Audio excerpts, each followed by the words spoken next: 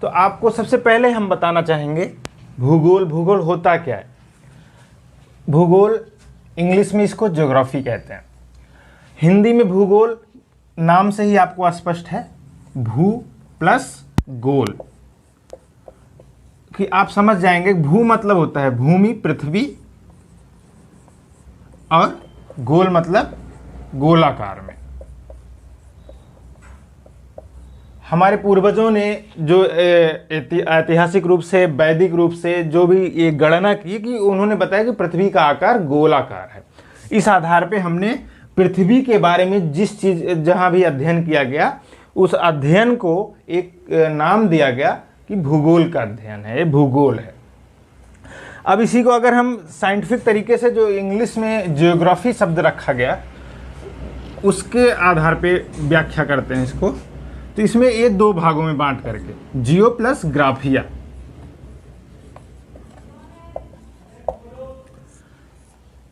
जियो का अर्थ है अर्थ, अर्थ मीन्स पृथ्वी, और ग्राफिया का अर्थ है डिस्क्राइब करना।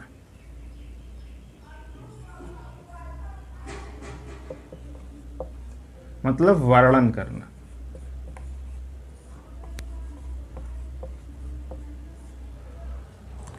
ये जो जियो प्लस ग्राफिया जो है, यूनानी वर्ड है, ग्रीक का वर्ड है।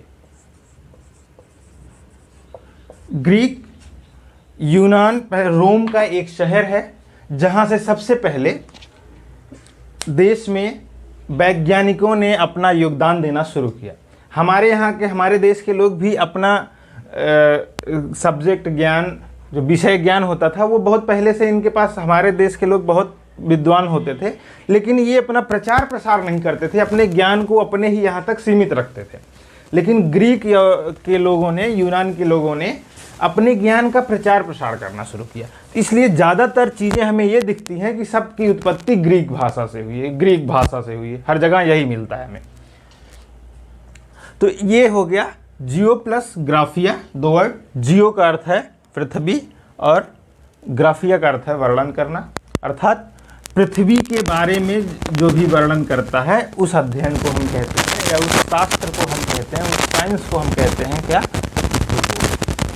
अब एक भूगोल के बहुत प्रसिद्ध विद्वान हैं माजिद हुसैन, आधुनिक भूगोलविद कहलाते हैं वो। माजिद हुसैन ने कहा है कि geography is all science, geography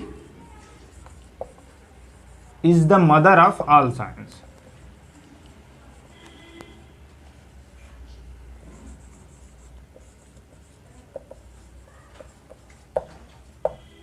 mother of all science मतलब सभी विज्ञानों की जननी है।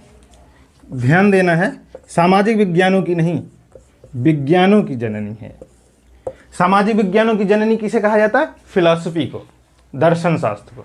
सामाजिक विज्ञानों का जननी दर्शन शास्त्र है। ठीक उसी प्रकार से सभी विज्ञानों की जननी जो है माता ज्योग्राफी है। और अब इसके तहत ज्योग्राफी में दूसरा चीज़ कि हम ज्योग्राफी का अध्ययन क्षेत्र क्या होता है, तो आपके दैनिक जीवन से लेकर सुबह उठने से लेकर के फिर दूसरे दिन के सुबह होने तक कि जो भी क्रियाकलाप हैं, सब ज्योग्राफी के अंतर्गत आता है। तो आप ये ध्यान देंगे। तो हम सबसे पहले शुरू करते हैं कि पूरे संसार को, पूरे विश्व को, विश्व मतलब कि धरती, सूर्य, चंद्रमा, जो वायुमंडल है, इन सब को मिला करके एक टर्म दिया गया है ब्रह्मांड। ब्रह्मांड, यूनिवर्स।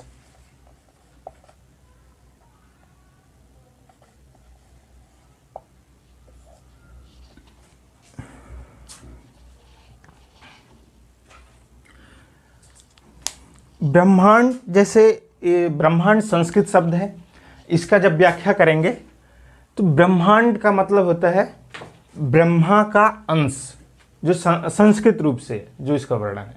ब्रह्मांड का अर्थ हुआ ब्रह्मा का अंश। ये माना जाता है संस्कृत में, हमारे वैदिक में, कि जो भी संसार की उत्पत्ति है, इसका उत्पत्तिकर्ता ब्रह्मा जी हैं। पालनकर्ता विष्णु जी हैं, संहारकर्ता शंकर जी हैं। तो उसी आधार पे ये बताया गया कि इस संसार को हम ब्रह्मा का अंश मानते हैं। अब इस ब्रह्मांड में जो जो चीज़ें होती हैं, जैसे जितने भी फैक्ट्स होते हैं कि एक परिवार में कितने मेंबर हैं, उसके आधार पे ऐसे ही ब्रह्मांड एक परिवार है। इस परिवार में भी बहुत सारे मेंबर्स हैं। उस मेंबर्स में बहुत, जैसे आकाश गंगा,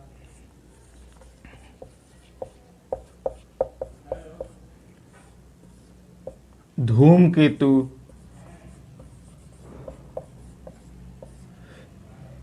सौरमंडल, सौरमंडल अपना सूर्य का परिवार, ग्रह, नक्षत्र, तारे, इसी के साथ ग्रहों में क्षुद्र ग्रह भी होते हैं, उल्का पिंड होते हैं, पुच्छल तारे होते हैं। तो ये सारे मिल करके ब्रह्मांड की रचना करते हैं। अब आपको एक ब्रह्मांड को कहते हैं कि जितने भी आकाशीय पिंड होते हैं उन सभी को हम ब्रह्मांड, एक शुद्ध सेंटेंस के भाषा में कह सकते हैं कि ब्रह्मांड एक आकाशीय पिंडों का समूह है। आकाशीय पिंडों का, सेलेसियल बॉडी का समूह है।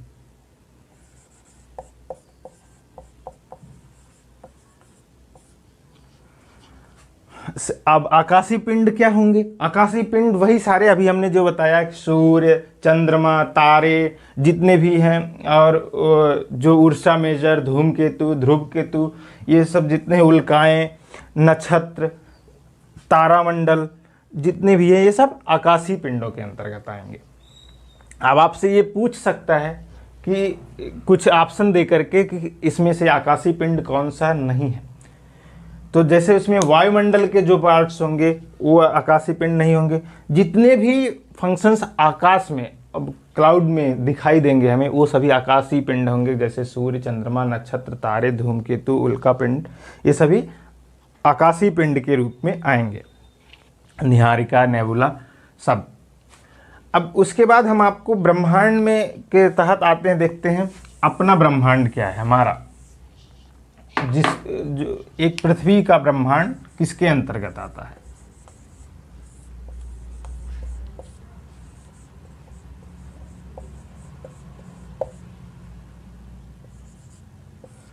पृथ्वी का ब्रह्मांड हमारा सौर परिवार,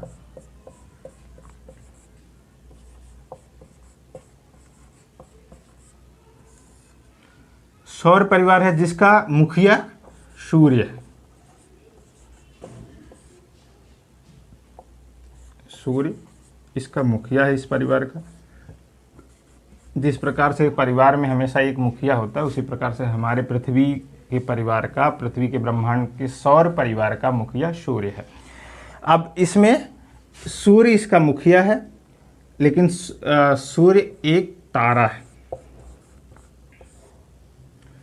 और जितने भी तारा होते हैं इनके एक गुण होते हैं, बहुत विशेष गुण होते हैं कि ये मूवमेंट नहीं करते, स्थिर होते हैं। तारे स्थिर होते हैं। अब आप कहेंगे कि हम सूर्य देखते हैं, सुबह पूरब में उगता है, शाम में पश्चिम में अस्त होता है, तो आप कैसे कह रहे हैं कि तारे स्थिर होते हैं? या तो फिर सूर्य तारा नहीं है, या तो फिर आपका कॉन्सेप्ट गलत है कि तारे स्थिर होते हैं। नहीं, सूर्य तारा भी है और तारे स्थिर भी होते हैं। हम देखते हैं आगे, अभी आपको बताएंगे कि इस तारे के पीछे कुछ, तारे के चारों तरफ कुछ पिंड्स हैं।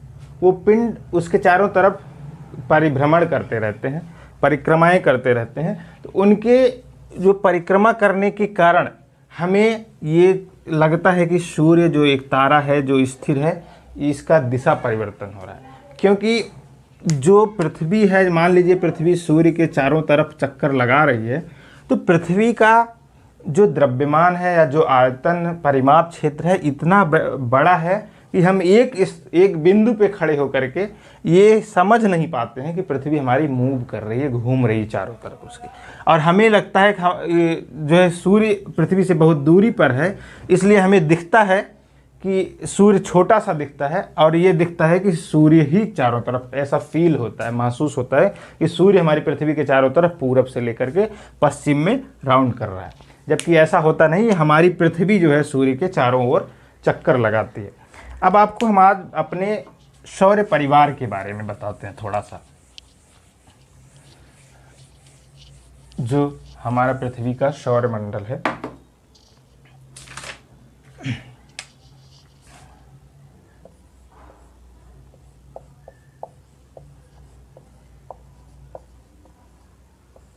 अभी हमने आपको बता दिया सौर मंडल में पूरे परिवार का मुख्य तारा है सूर्य।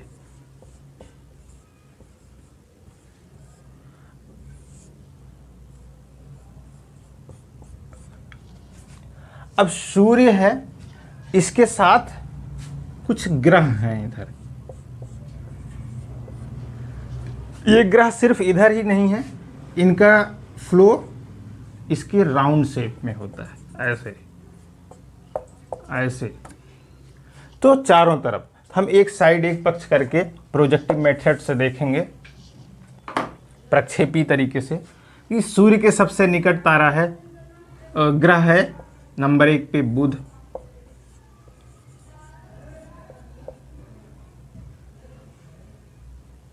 एक पिंड हुआ जो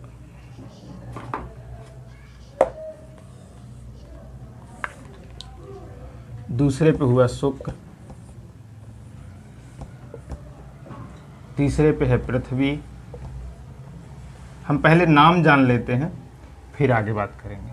फिर है मंगल,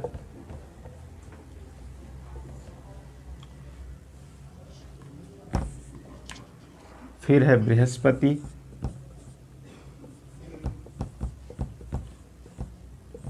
उसके बाद शनि, फिर अरुण, और लास्ट में वरुण। एक तारा था यम, जिसे इंग्लिश में प्लूटो कहते हैं। अभी आप काउंट करेंगे टोटल कितना, 1 2 3 4 5 6 7 8 9। पहले हमारे पास 9 ग्रह थे, लेकिन 2006 में 26 जनवरी 2006 को तारा यम ग्रह को ग्रहों की श्रेणी से बहिष्कृत कर दिया गया। वर्तमान में अभी हमारे पास केवल 8 ग्रह मौजूद हैं। 8 ग्रह, जिनके बारे में हम आगे विस्तार से पढ़ेंगे, जिसमें सूर्य के सबसे नज़दीक बुध ग्रह है, दूसरे नंबर पे शुक्र है, तीसरे नंबर पे हमारी पृथ्वी है, चौथे नंबर पे पृथ्वी का बड़ा भाई मंगल है, और उसके बाद सबसे बड़ा बृहस्पति। ऐसे आप नाम से भी देखेंगे तो नाम में भी सबसे बड़ा है, और ये आकार में भी सबसे बड़ा है। और फिर शनि और अरुण और वरुण, ये दो हैं जिनको हम Mercury, Uranus, Earth, Mars, Jupiter, Saturn, Neptune,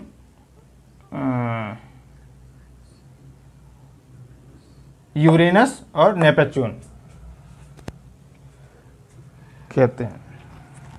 इस आधार पे हमें 8 ग्रह मिलते हैं। अब हम इनके बारे में कुछ सवालों के साथ देखते चलेंगे आपको कि आगे कैसे सौरमंडल के बारे में हमें पढ़ना है, या हम कैसे सवाल पूछे जाते हैं।